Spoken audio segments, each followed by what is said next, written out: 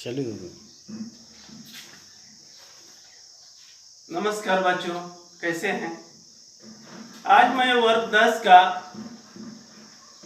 नालंदा पाठ डॉक्टर राजेंद्र प्रसाद द्वारा लिखी गई यह पाठ है, उसको मैं पढ़ाने जा रहा हूँ। बच्चों, ऐसे पाठ सिलसिलेवार पढ़ाने से आपको समय भी लगेगा और आपके प्रश्न उत्तर पूरा नहीं हो पाएंगे। इसीलिए मैंने सोचा है कि आपको इस पाठ के सारे प्रश्न का हल बताते हुए इस पाठ को खत्म करूंगा। तो पहला प्रश्न है, नालंदा की वाणी एशिया महाद्वीप में पर्वत और समुद्र के उस पार तक फैल गई थी। इस वाक्य का आशय स्पष्ट कीजिए। इसका आशय यह है कि नालंदा ऐसा विश्वविद्यालय था जहां पर केवल देश के ही लोग नहीं, विदेशों के लोग भी यहाँ पढ़ने आते थे। यहाँ पर दूसरे देश के मेधावी छात्र पढ़ने आते थे। चारों तरफ यहाँ फैल गए थे। यहाँ नेपाल, तिब्बत, हिंद एशिया, मध्य एशिया के छात्र भी यहाँ पढ़ने के लिए आया करते थे। इसका आशय यही है। दूसरा प्रश्न यहाँ दिया गया है, मगध की प्राचीन राजधानी का नाम क्या था और वह कहाँ अवस्थित था? बच्चों, दूसरा है, मगध की प्राचीन राजधानी गिरिब्रज अर्थात राजगृह, जो 5 पर्वतों से घिरा हुआ है और उसके अंदर 5 पर्वत के मध्य में बसा हुआ है, वही थी प्राचीन राजधानी। तीसरा प्रश्न है, बुद्ध के समय नालंदा में क्या था? तो बुद्ध के समय में नालंदा में गांव में आम्रवन था। गांव में प्रवारिकों का आम्रवन था, जो बुद्ध के समय की बात है। वहां पर बुद्ध के समय में ऐसा कुछ नहीं था कि पहले विश्वविद्यालय ही था, आम्रवन था, जंगल थे और वहां पर लोग, लेकिन वहां के लोग बहुत ही उदार थे। आगे आपको मिलेगा कि उसमें इसका स्थापना कैसे हुआ, कौन किया, ये सब प्रश्न मिलेंगे। लेकिन परिवारिकों का आम्रवन था, इसका उत्तर यही है। चौथा प्रश्न है, महावीर और मेखलीपुत्र गौशाला की भेंट किस उपग्राम में हुई थी? किस उपग्राम में? गांव होता है और एक छोटा उपग्राम होता है। तो राजगृह उपग्राम था उस समय का, वहीं पर उसकी भेंट हुई थी। और आपको 5वां प्रश्न है, महावीर ने नालंदा में कितने दिनों का वर्षावास किया था? तो 14 दिनों का वर्षावास किया था। 6वां प्रश्न है, तारानाथ कौन थे? उन्होंने नालंदा को किसकी जन्मभूमि बताया है? तो 6वां प्रश्न का उत्तर होगा, तारानाथ तिब्बत का एक विद्वान थे और इतिहास लेखक थे। और देखिए, बौद्ध धर्म को मानने वाले को लामा कहा जाता है, तो वे एक तरह के लामा थे। कहते हैं कि उनके अनुसार नालंदा सारिपुत्र की जन्मभूमि कही गई है। बता रहे हैं ना प्रश्न में कि उनकी जन्मभूमि, किसकी जन्मभूमि बता रहे हैं? सारिपुत्र की जन्मभूमि। और 7वां प्रश्न है, एक जीवंत विद्यापीठ के रूप में नालंदा कब विकसित हुआ? तो देखिए, गुप्त काल में, वास्तव में गुप्त काल के समय में प्राणवत जो विद्यापीठ के रूप में यह विकसित हुआ था गुप्त काल में। फहियान कौन थे? फहियान वे नालंदा कब आए थे? फहियान एक चीनी यात्री थे, चाइना से आए थे। ये चौथी सदी में आए थे। 9वां प्रश्न है, हर्षवर्धन के समय में कौन चीनी यात्री भारत आया? उस समय नालंदा की दशा क्या थी?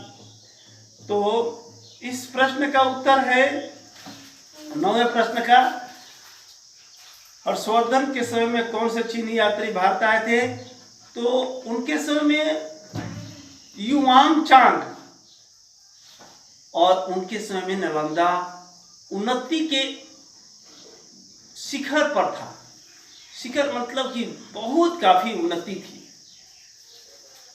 10वां प्रश्न है, नालंदा के नामकरण के बारे में किस चीनी यात्री ने किस ग्रंथ के आधार पर क्या बताया है? देखिए, नालंदा के बारे में युआंगचांग जातक की कहानी में उसी के माध्यम से उन्होंने बताया है। कहते हैं कि भगवान बुद्ध को तृप्ति नहीं थी, भगवान बुद्ध को तृप्ति नहीं होती थी। ज्ञान के क्षेत्र में जो दान दिया जाता है वह सीमा रहित होता है, ये उनका कहना था। ज्ञान का दान जो होता है सीमा रहित, उसके कोई सीमा नहीं है। अब अगला प्रश्न है 11, नालंदा विश्वविद्यालय का जन्म कैसे हुआ? तो नालंदा विश्वविद्यालय का जन्म जनता के उदार दान से हुआ था। 500 व्यापारियों के दान द्वार से यहाँ पर नालंदा विश्वविद्यालय का विकास हुआ, वहाँ उत्पत्ति हुई थी। अब अगला प्रश्न है, यशोवर्धन के शिलालेख में वर्णित नालंदा का अपने शब्द का चित्रण कीजिए, शब्दों में चित्रण कीजिए। यहाँ पर दिया गया है,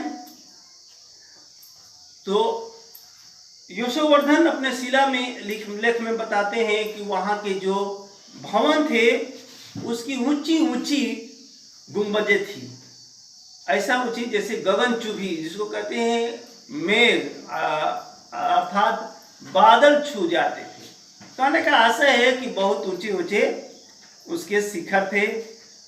बगल में तालाब था नीले रंग का, उसमें सुनहरे और लाल रंग के कमल खिलते थे, और बीच बीच में आम्रकुंज थे, आम के पौधे भी थे। भवनों के ऊपर सुंदर शिल्पकारी की गई थी, चित्रकारी की गई थी। ये सब वर्णन किया गया है।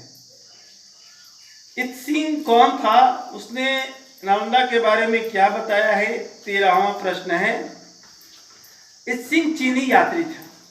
इसके अनुसार 300 बड़े कमरे और 8 मंडप थे। 300 बड़े कमरे थे और 8 मंडप थे। 14वां प्रश्न है, विदेशों के साथ नालंदा विश्वविद्यालय के संबंध का कोई एक उदाहरण दीजिए। विदेशों के साथ में, अब विदेशों में क्या संबंध था? जब खुदाई की गई नालंदा विश्वविद्यालय का, ताम्रपत्र से पता चलता है कि यह सुमित्रा के शासक शैलेंद्र, महाराष्ट्र की सम्राट श्री बालपुत्र देव ने मगध सम्राट देवपाल देव के पास दूत भेजकर यह बताया कि 5 गांवों का जो कर है वह नालंदा को दे दिया जाए। इस तरह की बात बताई गई है। और 15वां प्रश्न है, नालंदा में किन 5 विषयों की शिक्षा दी जाती थी? तो 5 विषय थे। विद्या, शब्द विद्या, तर्क शास्त्र, चिकित्सा शास्त्र, शिल्प विद्या, अपने रुचि के अनुसार धर्म या दर्शन शास्त्र पढ़ना था। ये 5 विषयों की पढ़ाई की जाती थी। अब अगला प्रश्न आपको बताया जा रहा, पूछा रहा है कि नालंदा के कुछ प्रसिद्ध विद्वानों की सूची बताइए।